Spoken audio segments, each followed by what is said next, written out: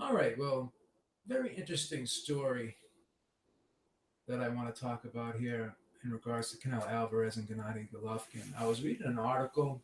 I think it was in Boxing Scene, if I'm not mistaken. Let me see if I can pull up the quotes here. And Canelo Alvarez was asked about having a trilogy fight with Gennady Golovkin, and he said the objective of this year is to win all the belts. If Golovkin has a belt, then yes, why not? We're giving the fans We've given the fans, excuse me, two beautiful fights, great fights. Why not a third? So he's basically saying that it makes no sense to fight Gennady Golovkin unless he has a title belt. So does that mean that Gennady Golovkin has to fight Demetrius Andrade first and win that WBO title before Canelo decides he wants to fight Gennady Golovkin again? Because Canelo's talking about even moving up to 175. He's talking about a whole bunch of other challenges out there, and it doesn't look like Gennady Golovkin is a priority to him anymore. Would that be the biggest money fight out there for him? Hard to say that now because he's got a guaranteed contract with the Zone for $365 million. So does he really need Golovkin to have a career high payday when he's already guaranteed big money for every fight? So he's in the driver's seat. He's the unified middleweight champion. He has two title belts. Golovkin has none. Golovkin is kind of on the way down a little bit. He signed a lucrative deal with the Zone as well. So I'm sure the Zone would want a trilogy fight between these two guys, but it's up to Canelo Alvarez. I mean, the Zone can say whatever they want. They can ask for whatever they want, but they signed a contract with Canelo Alvarez, or excuse me, Canelo Alvarez signed a contract with them for guaranteed money. So I don't know, the particulars in this deal, but it seems as though Canelo Alvarez is guaranteed a specific amount of money for each fight. And I'm not sure how that money is going to be divvied up if it varies from opponent to opponent. But at the end of the day, they're going to have to pay him out $365 million when all is said and done. So what incentive is there right now for him to go out there and fight Gennady Golovkin, who doesn't have a title and who probably at this stage in this situation would not bring him the biggest money fight that he would get by fighting Golovkin. So he could pretty much fight anyone at this point because of the deal he's in and make really substantial money. So the question bears now, does Golovkin have to turn to a guy like Demetrius Andrade to get that WBO belt? Or would Demetrius Andrade even say, why am I going to fight him? Why wouldn't I just go straight to Canelo? So if that's the case, if Demetrius Andrade decides, I'm just going to go straight to Canelo, and let's unify these titles. Let's have an undisputed middleweight champion. Then that would make more sense for Demetrius Andrade to do that. Why would he fight Golovkin, who doesn't bring the money to him that Canelo would, who doesn't bring the three other titles that Canelo would? So there's really no incentive for Andrade to fight Golovkin unless Golovkin becomes a WBO mandatory, which is totally a plausible situation. It's a plausible thing that could happen, most definitely. So at the end of the day, if this plays out the way I suspect that it may, will Golovkin end up being frozen out of the middleweight title picture? Because again, why would anyone fight him if he doesn't have a belt? He's still a name, that's great. But if you're a middleweight fighter fighting in the middleweight division right now, particularly if you're a DAZN fighter, your goal at the end of the tunnel, at the end of the day, the light at the end of the tunnel, the light at the end of that rainbow is Canelo Alvarez. He's the end game for any fighter out there who's in the middleweight division. So why would Andrade risk losing to Golovkin and then ultimately losing that huge payday with Canelo Alvarez? So that's a question that you have to ask yourself. But then again, the Zone obviously wants this fight. That's why they signed both fighters. It's going to be interesting to see how this all plays out because Golden Boy is going to have a say in what happens, and obviously Canelo Alvarez is going to have a say on what happens. So a guy like Canelo, who was basically the franchise in regards to the zone boxing, he's the face of the zone boxing. So I'm sure they're going to do whatever they can to make him happy, and they're gonna have a big event regardless of who Canelo Alvarez fights. So do they really need for him to fight Gennady Golovkin? I mean, what if Canelo Alvarez decides to fight Callum Smith at 168? What if he decides to fight, Kovalev or one of the other light heavyweight champions? That would be a huge fight too. So at this point, you have to ask yourself, does he really need to fight Gennady Golovkin? Given Quality asks, how could Little G be frozen out when he chooses his fights? Yeah, he chooses his fights, but so does Canelo Alvarez. And if Canelo Alvarez doesn't choose him, then he doesn't get the fight.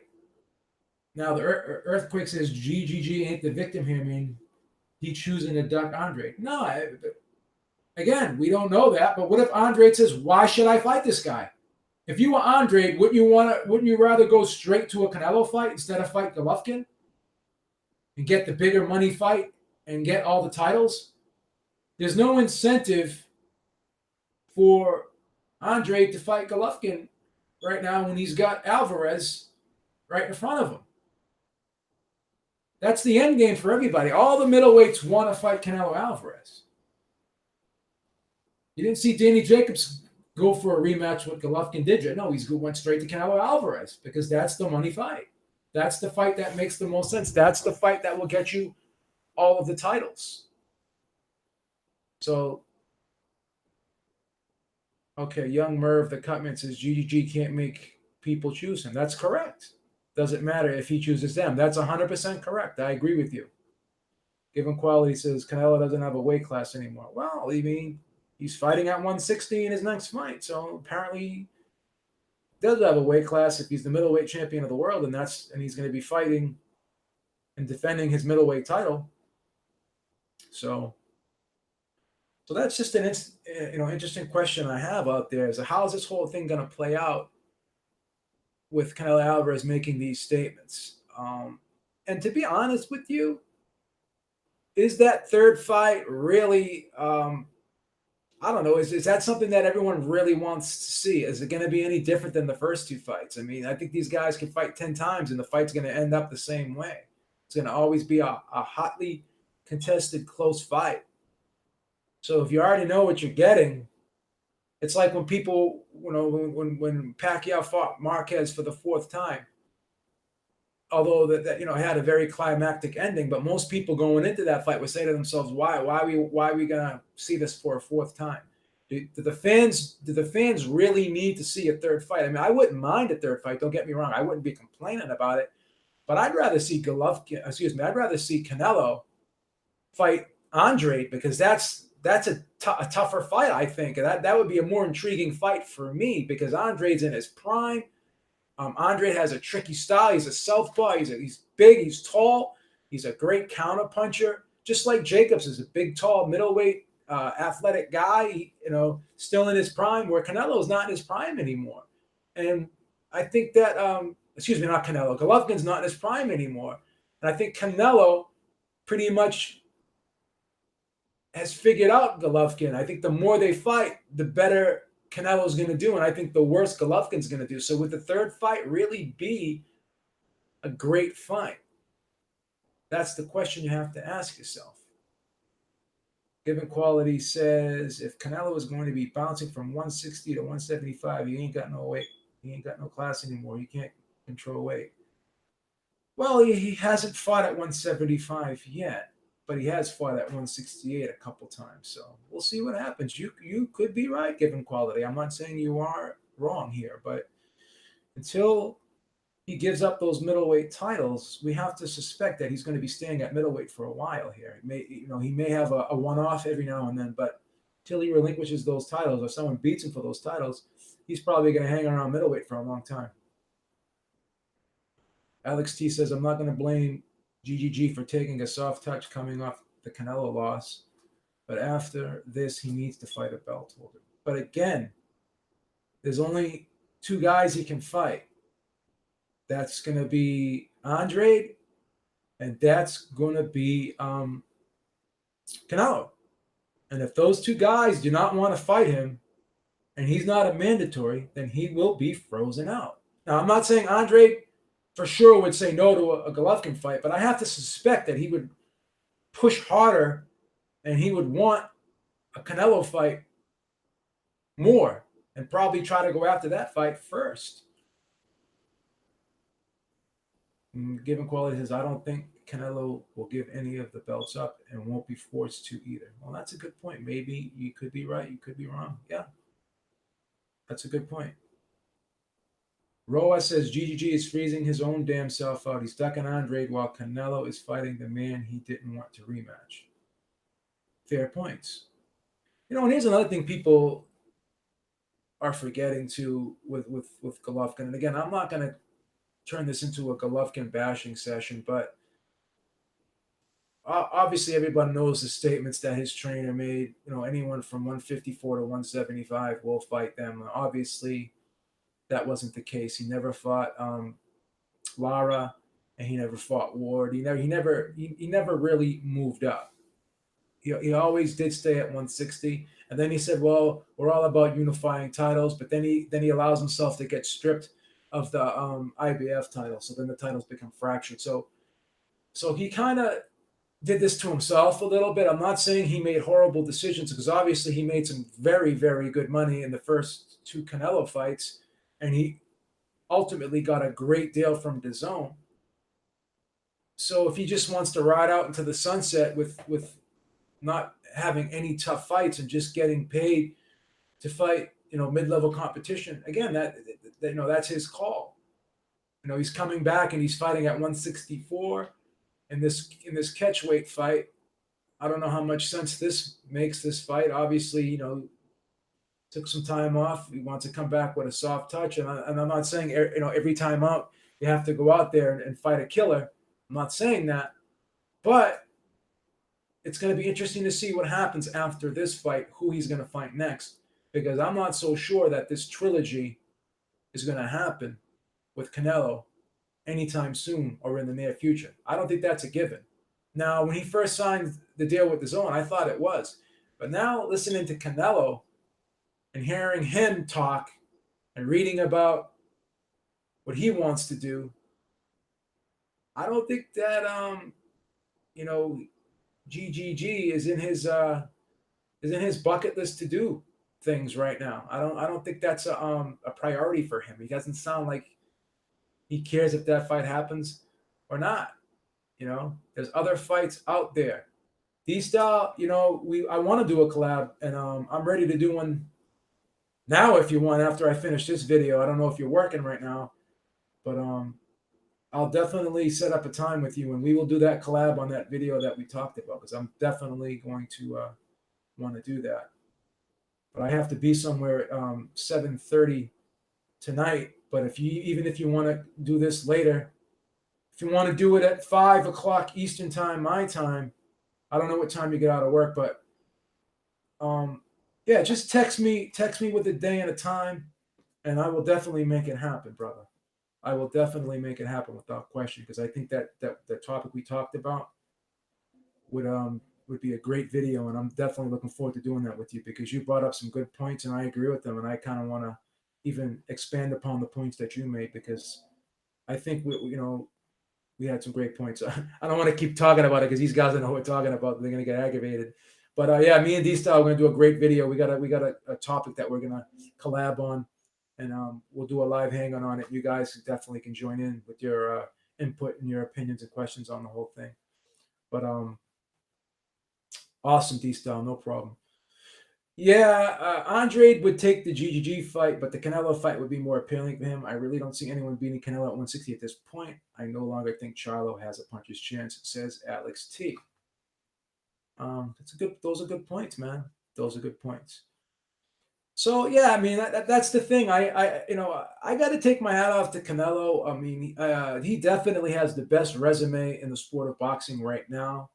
Um, People can say what they want about the judges, but that's not his fault. He does go out there and he does put on good performances. He does make these fights competitive. You can argue whether or not. I mean, I had the first fight 7-5. So if I swing one round, in Canelo's favor, is a draw impossible? No, but I think it was improbable. I mean, that to me that was a 7-5, 8-4 type fight for Golovkin. But a draw was not impossible. I mean, he had some good moments in that fight. The second fight, I thought Golovkin won that one. But again, you can make an argument definitely for Canelo.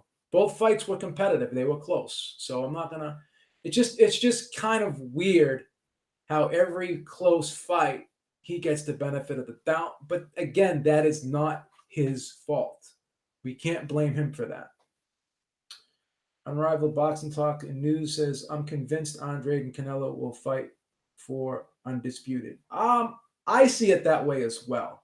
I kind of see it that way as well. Because again, it doesn't like Canelo is safe, he's secure. He's got guaranteed money. They have to pay him out that 365 million over the course of 11 fights. Now, however they do it, I don't know. Because I heard that in the was that fight that he fought, the super middleweight fight that he fought. Who's that guy's name again? Rocky Fielding, excuse me. Threw a blank there for a second. In the Rocky Fielding fight, I heard that he got 15 million. So I speculate that maybe he'll get a really substantial purse for this Jacobs fight. So I don't know. Yeah, why on earth would Andre fight GGG if GGG doesn't have a title? Like, there's no incentive anymore. Like, GGG is high risk for low reward for a guy like Andre who already has a title. What do I think about how Jacobs looked on the 14th day weigh-in? Jacobs is a big guy, and I think he's actually ready for super middleweight, to be honest with you. And I'll say one thing too. I love Jacobs. I have a ton of respect for Jacobs, but I thought he lost the Derevyanchenko fight. I had him losing that fight. I didn't think he looked great in that fight. Now, no disrespect to Jacobs. I mean, Derevyanchenko's a great fighter. He's a tough out, man. He's a handful for anybody. And to say that Golovkin would have beaten Derevyanchenko hands down, that would have been a tough fight for Golovkin. I may even favor Derevyanchenko right now over Golovkin at this point in his career. So was it a smart move vacating that IBF title? Was that a smart move for him to do that and go straight to the Canelo fight? Probably from a business standpoint. But again, he went back on his statement saying that, what? My goal is to unify the titles. Well, obviously it wasn't. Again, these guys can say whatever they want, but we all know that they do fight for the money, no matter what they say. Unrivaled Boxing Talk says he believes that Jacobs beat Derevyanchenko in his opinion. And again, that's a fair point. I mean, I can't argue one way or the other. That in my opinion, that fight could have gone either way, but I thought Derevyanchenko eked it out, in my opinion. Gil says GGG still a big name, though, and Andre has the style to beat him two beeps. Yeah, I would pick Andre over Golovkin right now. Because Andre has nobody on his resume. He needs the scalp. Says give him quality for life. No over Golovkin, haha, Team Batman Boxing says. I agree, and Danny doesn't listen to his corner either. Jack Colque just put hands on him. Yeah, he did. Again, he had a tough fight with Colque. I will say that. Team Batman Boxing says, love the content coming recently. Thank you so much. Thank you guys for tuning in, man. I appreciate it. I appreciate you guys tuning in. And I love doing these hangouts because I get to interact with you guys, and it's just great listening and hearing from you guys, man. I enjoy that. Rosclot 222 says GGG Father Time is catching up to him. Yeah, it is. I think it is. I agree. I mean, he's not going to get any better. Like Canelo is still in his prime, and he's going to be in his prime for probably 2 or 3 more years. So yeah, and Kulke did put hands on Andre too. On Rival Boxing Talking News, that was a tough fight for Andre. Kulke's, he's no pushover. He's the real deal, man. He's a good fighter. There's no question about that. He's a really good fighter. I don't want to take nothing away from him. He's a good fighter. He's definitely a good fighter. I agree with that. Beeb is the man. Haha, please, Robbie. Yeah, yeah. So, it's going to be interesting to see how this thing all plays out and where Golovkin's going to go from here. And I'm kind of looking forward to this Canelo Jacobs fight now. Like right now, I'm not really super hyped yet, but the closer the fight gets, that's when I start really getting excited. Because I was really kind of bummed about what happened with Big Baby Miller. I was really looking forward to that fight with Anthony Joshua.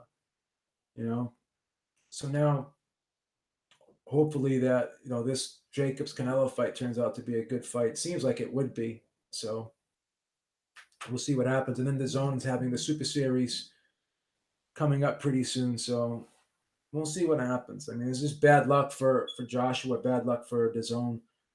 What happened with Big Baby Miller, man. Alex D says, I don't trust Jacobs at all. He's been dropped by lesser fighters. Jacobs has great ability. He comes in shape. He's a great guy. He's a great human being. He's a guy you get behind. He's a guy you root. But Jacobs has shown vulnerability in fights. I mean, Golovkin dropped him. Derevyanchenko did some good body work against him and was pushing him back in their fight. So, it's not like he's invincible. So everyone has an opportunity and a chance to beat Jacobs at this top level. And he has he can beat them too. I mean, Jacobs can punch. Jacobs is quick. So there's a lot of intrigue in this fight with Canelo and Danny Jacobs. Gonzalo Anaya says, I don't think anyone can knock out GGG ever. So he will always be dangerous, closing the distance and placing his power shots. What do you think, Beeps? Well, I've never seen him stop a top level guy late in a fight. So you could be right, but here's another question too. He's slowing down, and we're starting to see him fade a little bit at the end of fights. Now, I challenge you to go back and look at the Jacobs fight, and I challenge you to go back and look at the second Canelo fight. In both of those fights, he faded in the championship rounds. So that's something you have to look at. And he's going to continue to fade as he gets older. I mean, fighters who are clean athletes, their stamina doesn't improve as they get older. It's only going to get worse. So go back and watch those two fights and look at the championship rounds and ask yourself and really look at to see if he actually did better in those rounds. Oh no, he's got a great chin. I've never seen him. Well, I've seen him kind of. I think he's been stunned. I think Jacob stunned him once with a left hook, but no, he's never been wobbled or he's never looked like he's been in trouble in a fight. I will concede that point. You're 100% spot on with that. Gil said he lost those fights, Beeb. I thought he lost the Jacobs fight. I actually thought he won the second Canelo fight. But again, an argument can be made that he lost the second Canelo fight. A lot of people think he lost the second Canelo fight. So I'm not going to argue one way or the other. I think there's swing rounds in the fight, and you can definitely make an argument against him if you wanted to. There's no question about that. That EPO gave Miller insane endurance. Probably, well, we don't. This is another thing with Miller. We don't know. We don't know how long he's been on these PEDs. We don't know the full story with this guy. So it's going to be interesting to see moving forward how Miller looks, because I'm sure he's going to be held under a microscope now every time he fights. He's going to be tested vigorously. So We'll see how he looks moving forward. We'll see if he can come back from this. I think he's going to be frozen out of the big name, big fight picture for a while. But he did it to himself, so we really can't feel sorry for the guy. It is what it is. So, do you watch Billy C. Boxer Beeves? I watch him occasionally. I mean, I'm not crazy about him, but again, I respect him. I mean, he's been following the sport for a long time. Him and I don't agree very often, but how much do I spend a year? How much do you spend a year on D-ball and trend? I never have done anabolics. I've the only PED I've ever taken in my life was clenbuterol. Like I said, I was a 300-pound kid at one point growing up, so I was always heavy. My thing was trying to get lean. So the stuff I always took, I always took things that were fat, like were stimulant based, that were fat burner type agents. So I've taken ephedra before. I've taken. Hey, thank you, Gil. I appreciate I appreciate you too. Yeah. So I've never taken anabolics because I've seen a lot of people take anabolics and I've seen the side effects, and I was always afraid of the side effects. Losing the hair, the sex drive, shrinking testicles and all that shit, pimples, and another thing too. I've noticed when people that take anabolics, I've seen kids that were 21 or 20 take anabolics, and like in a year or so, those guys that were 20, 21, they look like they were 35. So one thing you have to understand about steroids are healers. They heal the body. They speed up recovery in the body. So but you can't pick and choose what's being sped up. So if you have a cancer growing in your body and you take anabolics, that cancer will grow at a faster rate, and you could quite possibly die from cancer earlier in your life than you normally would have if you didn't take the anabolics. So when you take the anabolics, you just can't pick and choose, the benefits without not suffering the side effects. So yeah, deep. And plus, tren is probably the worst thing you could ever take. Trenbolone is probably the worst thing you could ever take because the side effects are horrible with that drug. I've seen people, have some serious aggression issues, and you just don't feel right when you're on those drugs. People tell me that, So yeah, never anabolics, but I've taken, Fedra, Yohimbe, stuff like that. And so the one substance that was illegal that I have taken was clenbuterol, and I would probably never take that again because it does cause a lot of anxiety when you take that. Your heart does speed up, and you do feel like anxious a lot when you take that drug, and you have a hard time sleeping. So I'll stick to my caffeine and my citrulline right now. That's fine with me. I know you were kidding, but I just wanted to put it out there that anabolics are really bad. Like, I'm not a big fan of anabolics, and I'm not a big fan of TRT either because I talked about it on the other show. TRT really does thicken the blood.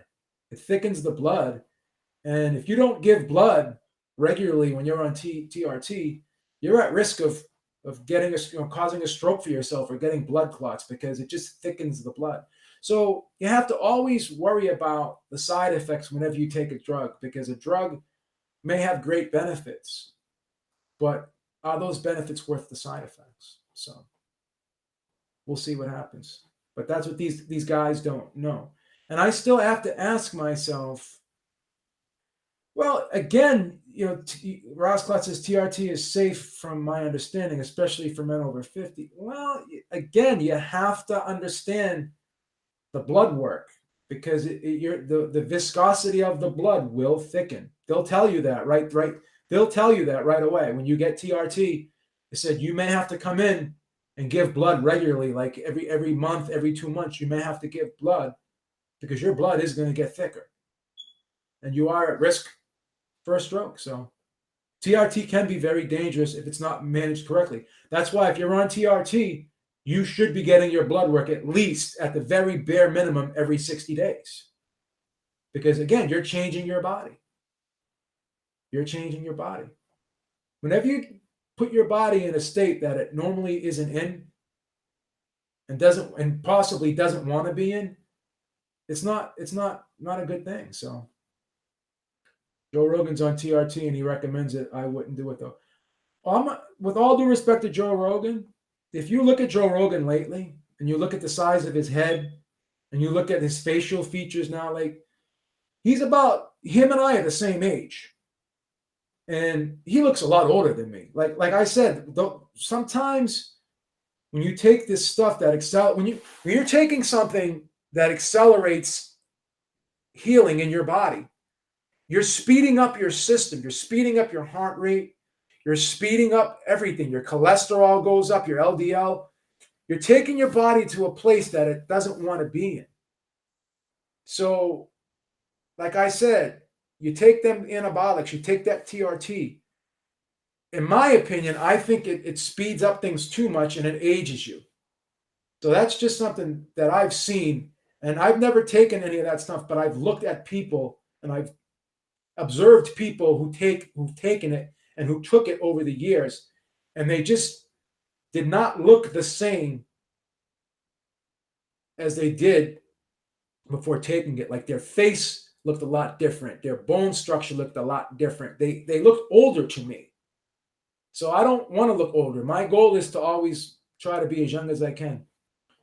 Who is my favorite historical fighter? My favorite fighter of all time is Sugar Ray Leonard. I love the guy, and I actually got a chance to interview him on Rivaled Boxing Talking News. So I loved him so much as a person and as a fighter. I'm not crazy about him as a commentator. Yeah, and here's another thing too. You have to understand when you get older. Joe Rogan looks. He's put on a lot of weight. So when you get older, you don't want to get bigger because you don't want to put extra stress on your joints, on your bones, because your joints, your tendons and your ligaments don't grow. Your muscles grow, but your tendons and ligaments don't grow. So your ligaments and tendons are what holds everything together, as everyone knows. Your bones are very important too. So you're putting a lot of tension on your ligaments, your tendons, and your bones. So it's not good as you get older because those things will weaken and they will not be able to deal with the heavier muscle mass and weight as you get older. So that's why these guys who are in their 40s and 50s talking about how they want to be 250, 300. I got on the scale this morning, I was 203. I want to actually get down to about 195. I've been as high as 215, 213, 215. I don't like it. So I'm gonna myself. I want to be as light as possible and hold on as light as possible that I can be while holding on to as much muscle mass as I can. So I don't feel the need to be 215, 220. I just don't need it. Apparently, there's a link between high protein diet and premature hair loss, but I'm no doctor. Well, I wouldn't say it's that. I would just think that again, when you take these drugs and it speeds everything up, if you were genetically predisposed to go bald at maybe 60, and you start taking these drugs when you're 35, 40, you're probably going to go bald, long before you're 60. You know what I'm saying? So. If Joe Louis was fighting today, what weight class would he be, Beebs? He'd be a cruiserweight, without question.